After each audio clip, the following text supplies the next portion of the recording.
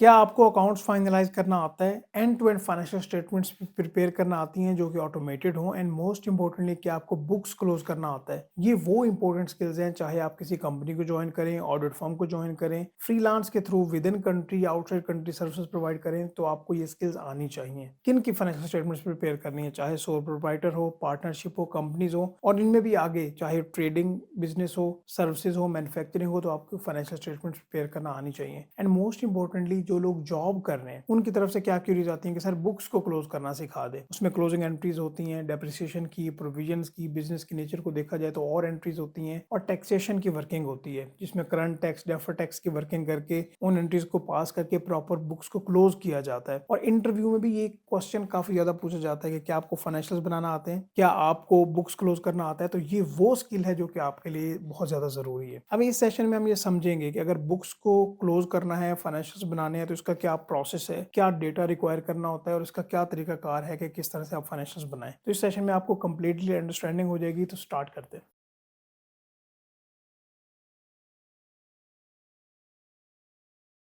जैसे कि आपको इंट्रोडक्शन में बताया, आपके लिए सोल प्रोप्राइटर, पार्टनरशिप और कंपनीज के अकाउंट मैनेज करना काफ़ी ज़्यादा इंपॉर्टेंट होता है। तो जब हम अकाउंट फाइनलाइजेशन की बात करते हैं तो काम इस नेचर का होना चाहिए कि एंड टू एंड ऑटोमेशन हो।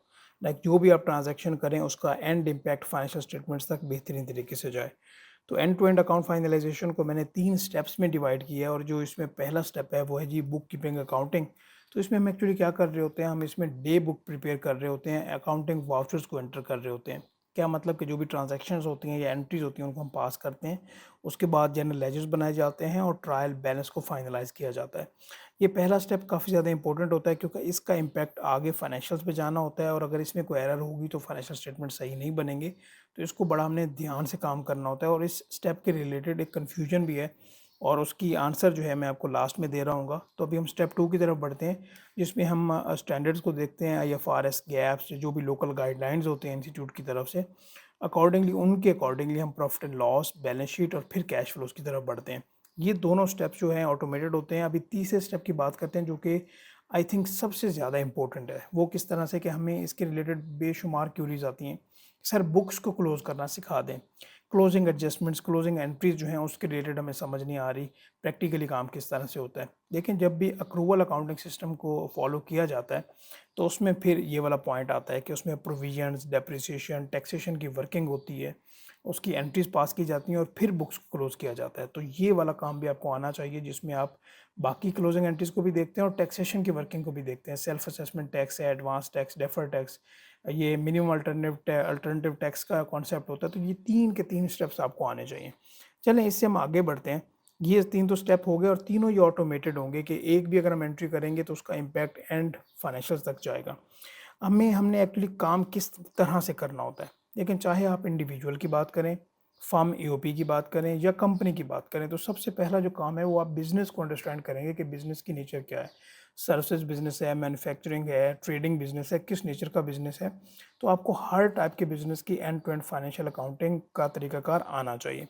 सिस्टम्स को अंडरस्टैंड करेंगे और जो भी फ्रेमवर्क्स अवेलेबल होते हैं, जो भी रूल्स कह लें आप उनको, गाइडलाइंस कह लें, उनको आपको अंडरस्टैंड करना होता है। चलें, हमने कोई भी किसी भी कंपनी को ज्वाइन किया या हमारे पास कोई क्लाइंट आया, इन तीनों की बात करें, इन तीनों में से किसी में भी, तो सबसे पहले हमने क्या लेना होता है। अगर बिजनेस पुराना है तो हम कहेंगे कि जो पिछले साल के क्लोजिंग बैलेंसेज हैं, जो ओपनिंग बैलेंस इस साल के बनते हैं, वो हमें इस पीरियड के ओपनिंग बैलेंसेज दे दें। जो भी ट्रांजैक्शंस बैंक में हुई हैं, जो भी इन आउट्स हुए हैं, डेबिट क्रेडिट्स हुए हैं, तो आप पूरे साल की जो जितने भी बैंक अकाउंट्स हैं, जितनी भी बैंक स्टेटमेंट्स हैं, वो आप हमें शेयर कर दें। और साथ जो कैश में ट्रांजैक्शंस हुई हैं, आपके पास कैश बुक भी होगी तो वो भी शेयर कर दें। ये 3 डॉक्यूमेंट्स लेने के बाद हम अपना काम स्टार्ट करते हैं और काम किस तरह से होगा, इसी तरह से पहले हम स्टेप 1 में बुक कीपिंग काम करेंगे, स्टेप 2 में फाइनेंशियल बनाएंगे और तीसरे स्टेप में हम बुक्स को क्लोज कर रहे होंगे। तो ये इस तरह से काम हो रहा होगा। अभी मैं दोबारा से इस फोल्डर में वापस आता हूँ। एक्चुअली ये फाइल्स हैं जिसमें हम सोल प्रोप्राइटर, पार्टनरशिप और कंपनीज को कवर कर रहे हैं।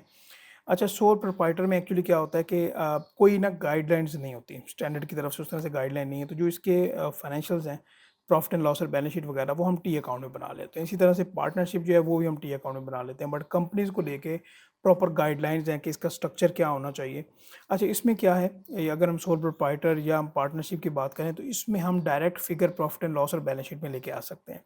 कंपनीज़ में एक तो हमें प्रॉपर फॉर्मेटिंग फॉलो करना पड़ती है, लाइक बैलेंस शीट है तो वो क्या बनेगी, वो बनेगी प्रॉपर, वो टी अकाउंट में नहीं बनेगी, वो एक बनेगी जिस तरह ये स्टेट फॉर्म होती है। सबसे पहले बैलेंस शीट होगी, फिर उसी तरह से प्रॉफिट एंड लॉस होगा, और इसमें क्या होगा, इक्विटी एंड लायबिलिटीज़ होंगी, बाद में एसेट्स होंगे, तो एक प्रॉपर तरीकाकार होता है। और इसमें डायरेक्ट जो भी फिगर होगी, मिसाल के तौर पे प्रॉपर्टी प्लांट एंड इक्विपमेंट की हम बात कर रहे हैं, तो इसमें डायरेक्ट फिगर हम यहाँ पे पंच नहीं कर सकते। इसके प्रॉपर आगे वर्किंग होती हैं, इनके आगे सपोर्टिंग नोट्स होते हैं, और नोट्स में हम सारी वर्किंग करते हैं, और यहाँ से जो फिगर है at the end balance sheet में जाती है। इसी तरह से आगे वाली जो प्रॉफिट एंड लॉस के रिलेटेड हैं, सेल्स है या कोई भी एक्सपेंसेस हैं, तो उनके भी नोट्स बनते हैं, और नोट्स की फिगर जो है प्रॉफिट एंड लॉस में जाती है। यहाँ तक आपको थोड़ा बहुत स्ट्रक्चर समझ आ गया होगा। अभी मैं एक्चुअली दिखाता हूँ कि एक्चुअली मैं बात क्या कर रहा हूँ। यहाँ पे देखते हैं कि ये एक प्रॉपर्टी प्लांट इक्विपमेंट का स्केड्यूल बना हुआ है कि डेप्रिसिएशन का रेट है, ये स्टार्ट में क्या वैल्यू थी, ड्यूरिंग द ईयर क्या चेंजेस आई, और यहाँ पे हमने करंट ईयर की डेप्रिसिएशन निकाली। तो इस तरह से ये वाली जो फिगर है at the end financial statements में जा रही होगी। इसी तरह से हम लाइबिलिटीज़ के नोट्स बनाते हैं, लाइबिलिटीज़ की वर्किंग होती है, पूरे नोट्स वर्किंग बना के तो हम जो है end to end finalise accounts को कर रहे होते हैं। यहाँ तक आपको क्लियर हुआ है? अच्छा, जो अभी हमारा ये ट्रेनिंग प्रोग्राम है, अगर तो आपको ये 3 स्टेप्स आते हैं, इनको ऑटोमेशन आती है, तो बहुत बेहतरीन। अभी मैं एक्चुअली ये अपने ट्रेनिंग प्रोग्राम की बात करूँ, तो यहाँ पे आप देख सकते हैं कि यहाँ पे टोटल इस ट्रेनिंग प्रोग्राम की हमने 19 क्लासेस बनाई, जो कि सेल्फ पेस्ड हैं, अकॉर्डिंगली टाइम मैनेज करके ली जा सकती हैं। क्लास 1 से लेके 8 तक हमने सोल प्रोप्राइटर को कवर किया है बहुत डिटेल में, एक-एक स्टेप के साथ।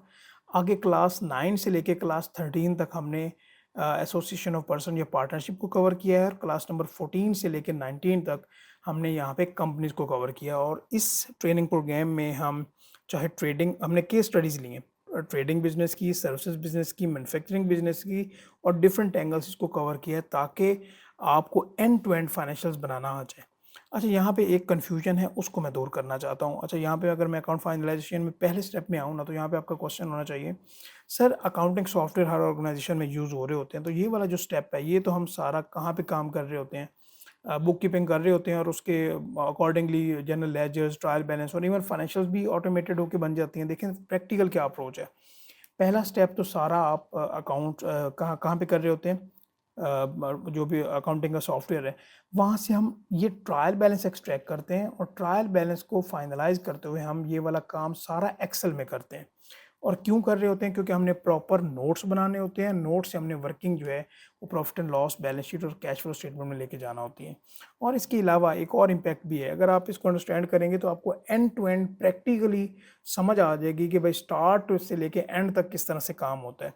और अगर आपके पास कोई क्लाइंट आता है, तो उसको आप एक्सेल में ये सारी सर्विसेज भी प्रोवाइड कर सकते हैं। और अगर आप कोई सॉफ्टवेयर यूज़ हो रहा है और उसमें कोई इस तरह का एरर है, या इस तरह की वो मिस्टेक हो गई है, तो फिर अगर आपको ये सारा एंड टू एंड आता होगा, तो फिर ही आप उसका आंसर कर पाएंगे।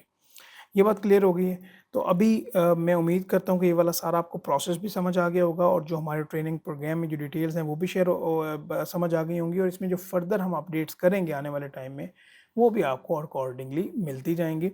और इसका जो ड्यूरेशन होता है वो आपको पता है कि हम 1 साल की एक्सेस प्रोवाइड करते हैं विद व्हाट्सएप सपोर्ट, और ये बहुत प्रैक्टिकल है, ठीक है? जितना हम इसको बेहतर कर सकते थे हमने किया, और फ्यूचर में और ज़्यादा इसको बेहतर करेंगे। तो उम्मीद करता हूँ कि ये सारी चीज़ें क्लियर हैं। अगर कोई आपकी क्यूरी होती है तो वो आप ज़रूर बताइएगा, इंशाल्लाह हम उसको भी फर्दर एड्रेस कर रहे होंगे। Thank you so much. अपना ख्याल रखिएगा। अल्लाह हाफ़िज़।